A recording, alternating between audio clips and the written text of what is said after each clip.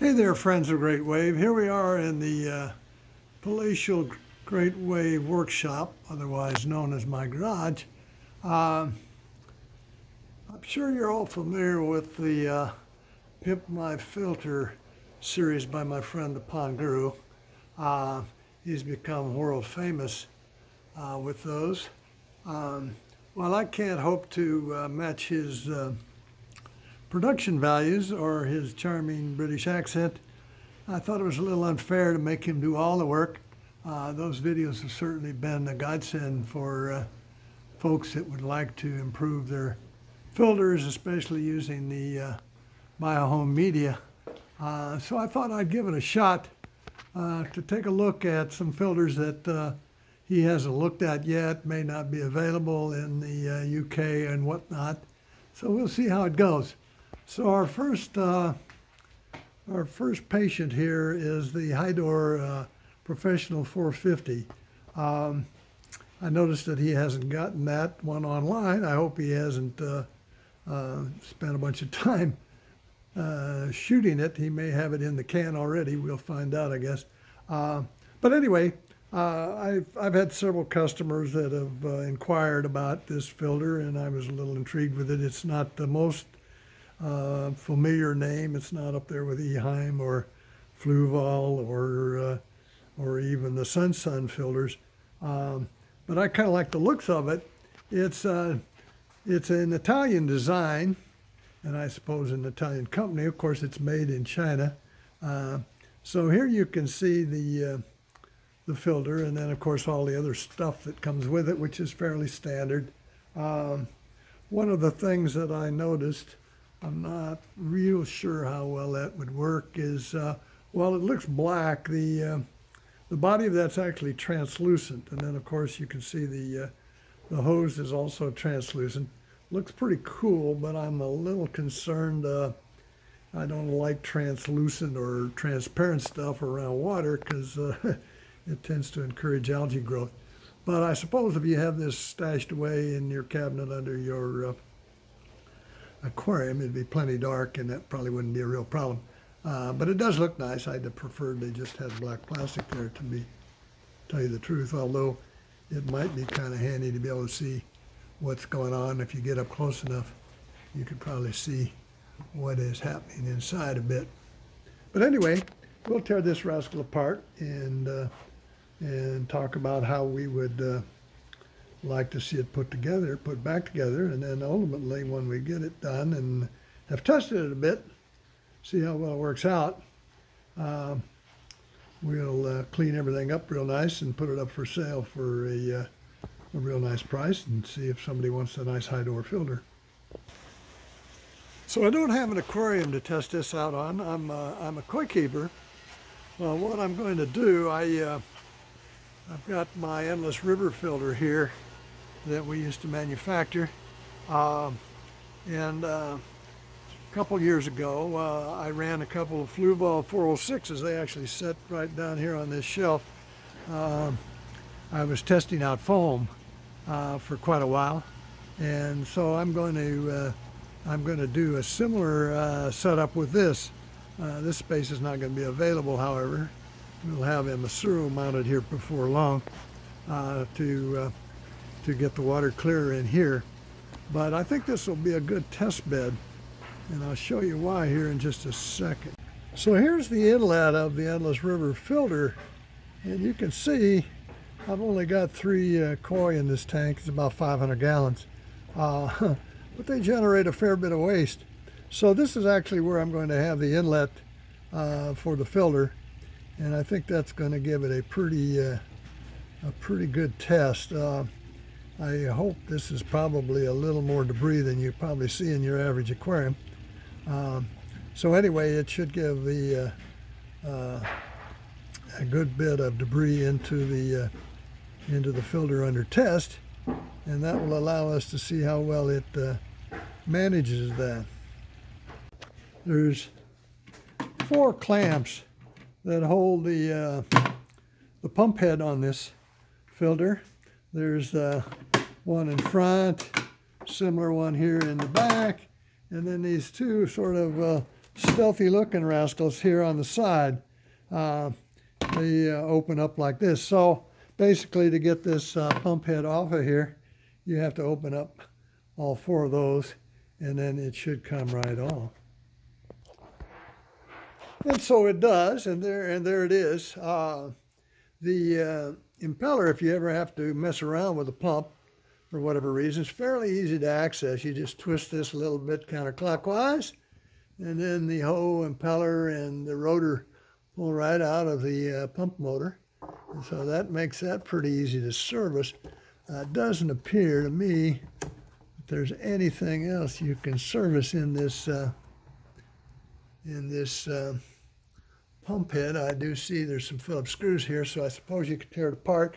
I'll take a look at the manual, but a little later, but I can't really imagine there's much else in there that they want you to mess around with.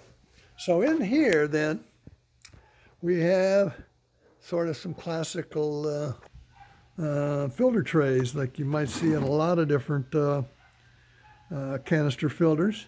You'll notice that they've shaped this thing in such a way that everything's keyed, so it's impossible to kind of screw it up, putting it back together. And they got a nice little handle here that allows you to take everything apart pretty handily. And of course, you'll notice that in classical fashion, they've kind of got everything put together ass backwards from the way anybody would really want to do it. Now, they do provide a little more media than I've seen with some.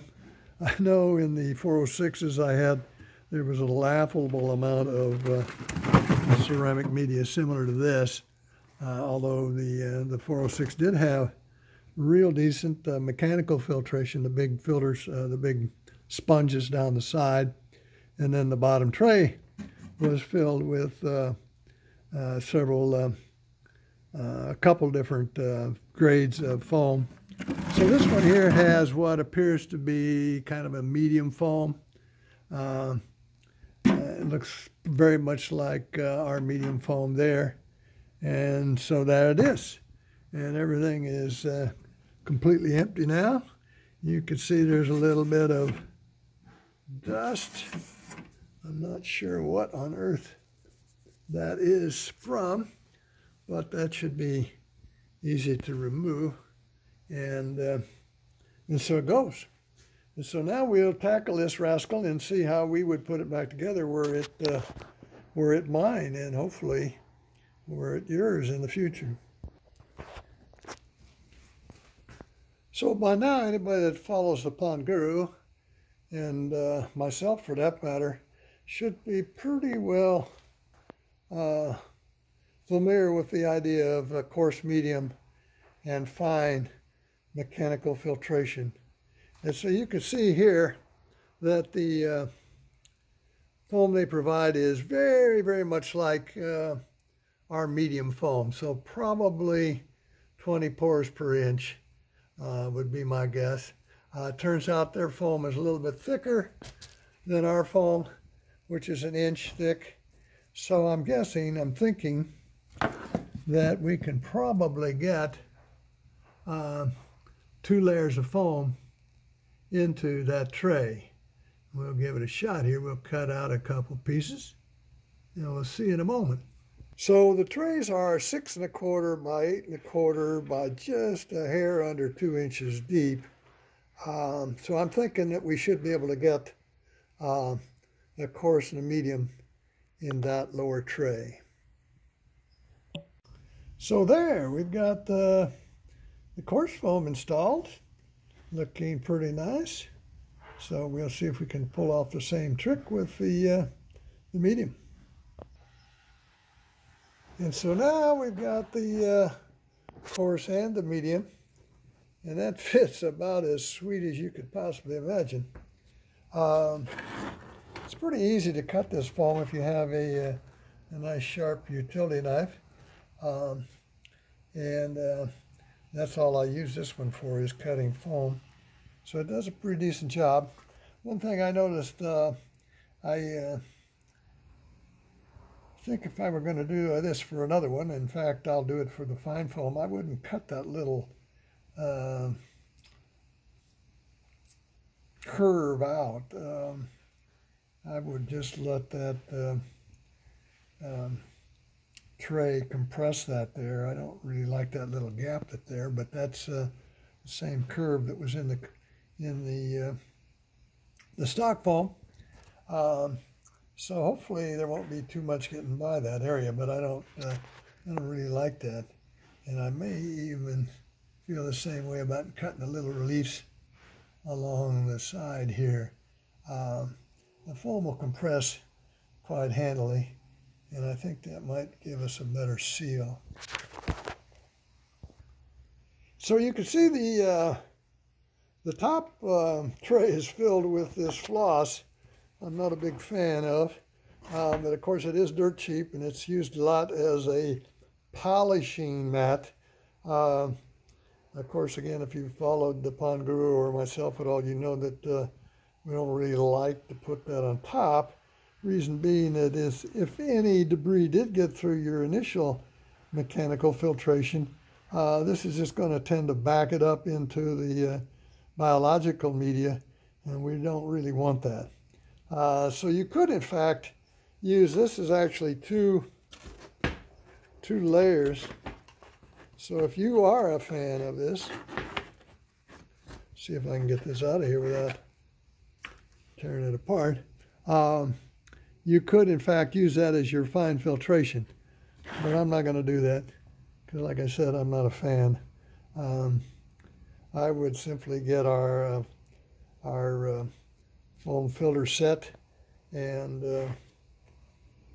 make three foams, including the fine foam, which is 45 pores per inch, and you'll be able to reuse that for many, many months. So there's our fine foam, and yeah, obviously if I don't try to get fancy, makes it much easier to cut. The only trick is cutting out the little hole for the inlet tube, but that's not too bad. So let's see how that fits in the tray. Aha, and just as I suspected, it fits like a glove. So yeah, that makes that a whole lot easier. Just cut out a rectangular, then cut the hole, and we won't have to worry about all those fancy little grooves and whatnot. I think we'll have a better fit.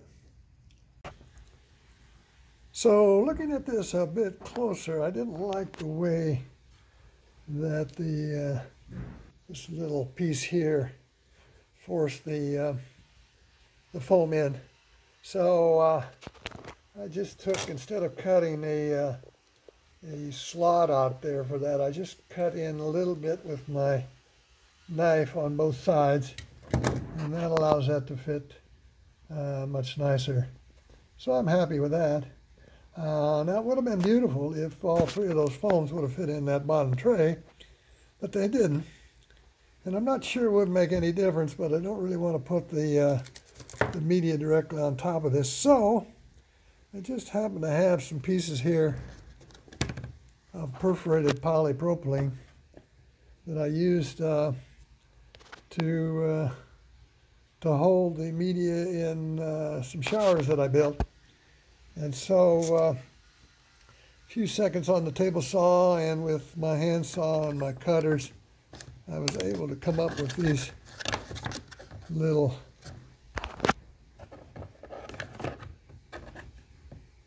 screens that fit in there nicely, and that'll spread the weight out of the media quite nicely. So I don't think it's going to overly compress that fine foam, which is fairly resistant anyway since it's so fine. But anyways, there we go. So now we are ready for the piece de resistance.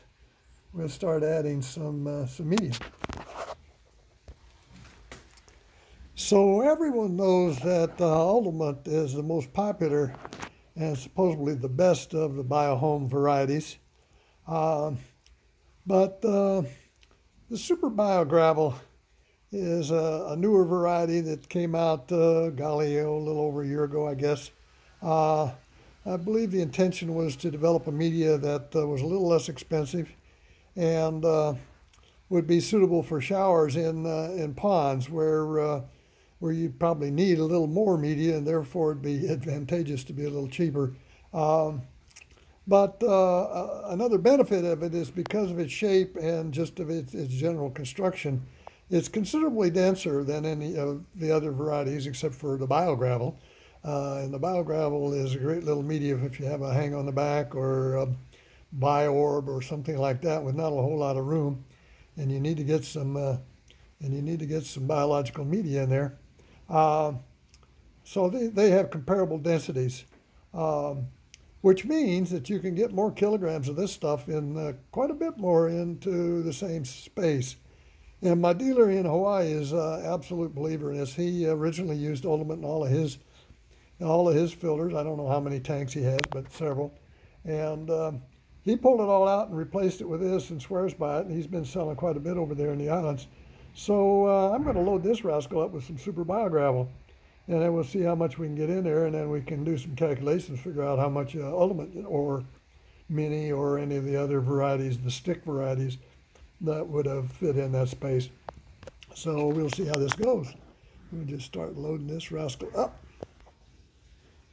So you can see the size varies quite a bit for the SuperBio Gravel. You may have to be a little bit selective in locating some of the pieces to get the tray as fully loaded as you'd like.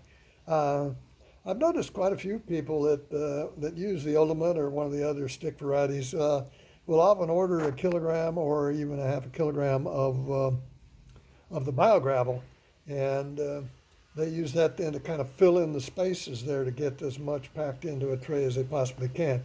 So that's another possibility. But we're going to go ahead and finish filling this rascal up with the SuperBio Gravel and see how it looks. So here we've got the first tray with, or the second tray actually, with the one sheet of fine foam in the bottom of it and my little spacer in there. And then this baby's filled right up, and the third tray will fit nicely right on top. So we'll just keep on going. So that tray, because we don't have the foam taking up some space in the bottom, is a little easier to fill. I still save, kind of fill in the top part with some of the smaller balls to get the maximum amount in there. So we're going to dump this on the scale here and just get an idea how much one full tray will hold. And then when we're all done, we'll dump the whole shebang in the scale and see what the grand total is. So let's see what we got here. So here we've got her on a scale, and that's not too bad. We can get 1.5 kilograms in a tray, it looks like. So that means 2 full trays going to hold 3, and then maybe the other one will hold another 1, so probably around 4 kilograms total. We'll check it all out here in a minute and see what the final number is. So there we go. We got all 3 of those trays fully packed and the lid is on. So we'll dump this in the scale now and see what we wound up with. So here we have it on the scale, and the number is, as I was hoping for, 4.105 kilograms. So since I packed 30 grams per kilogram extra for every order, you'd actually, if you ordered 4 kilograms, you'd get 4.12 kilograms. You'd actually wind up with probably one piece about this size left over and have that fully packed. Or if you pack better than I do, you'd be just right. So very good. I'll see if I can get that all back in there now, and we'll finish putting this rascal together, and then we'll be ready to mount it here as soon as I can get everything situated on my QT. All right, so we've got all the trays loaded up in the filter, and you can see through there and see what's going on. Whoops, looks like I got a little bit of a gap there. I'm going to have to kind of rearrange a few pieces. Let's see if we can get that straightened out. That's better. Actually, there wasn't any problem with the media. I just needed to push that down into place. So there we are. All we got to do now is throw the head on there and it would be ready to go. Now, there's a couple little details that I didn't cover. When you get this, you'll get some product information when you get any of our stuff. And one of the things we talk about is rinsing all of the product. That would include the foam filter to get off anything that might be left over from the manufacturing process. And of course the media, because there will be a fair bit of dust on it. It gets you know, some debris rubbed off during the long trip over here from the UK, as well as the trip to your place. So it'll be a little bit dusty, and we want to clean all that crap off. Definitely want to rinse that off, and I haven't done that yet. But I'll do that before we put this thing into operation. But at any rate, this gives you the idea. Fairly painless. Didn't take a whole lot of extra work or anything to do that. One other thing I want to do here before we close this video is let's see how much media we got with this wonderful filter. So here we see the media, the ceramic media that came with this on the scale, and look at there, we got a whopping kilogram of it. I'm guessing the plastic bags account for the 0.25. So right at a kilogram of ceramic media, and we replaced that with 4 kilograms of sintered glass Biohome media with considerably more surface area. And you'll notice, of course, like most of the ceramic media, this has an open center, which of course gives it more surface area for the aerobic bacteria, but eliminates any possibility of anaerobic bacteria ever occurring. And so the aerobic bacteria in there busily creating nitrates, and obviously this stuff's not going to do anything for reducing the nitrate. And so you kind of get, with this conversion, something like four times the filtration for the price of one. That's a pretty good deal. Because you got to keep in mind, this media, or the Biohome for that matter, doesn't really do anything until the bacteria start to grow on it. It's the bacteria that does all the work, and giving it at least 4 times as much room to grow is going to give you at least 4 times the effectiveness, I believe. And so that pretty well wraps this up. We'll put the lid on just so you can see what it looks like. And then I'll go behind the scenes to pull it apart again, rinse everything out. I've got to modify my QT system to make a home for this, and we'll get it running. Once we do that, we'll do another short video, and then probably a month or so later, we'll tear the whole thing down, take a peek inside, see how well the filter is filtering as it relates to the actual debris that comes through it. And so, let's finish her up here quick. And there we go. It's all put together. Looking pretty nice, if I say so myself. I do like the looks of it. Not that you're probably going to put it out there where anybody can see it much of the time, but it is a pretty sharp looking filter. The Italians definitely know their style, and it's going to be interesting to see how well it performs. So till that time, happy fish keeping.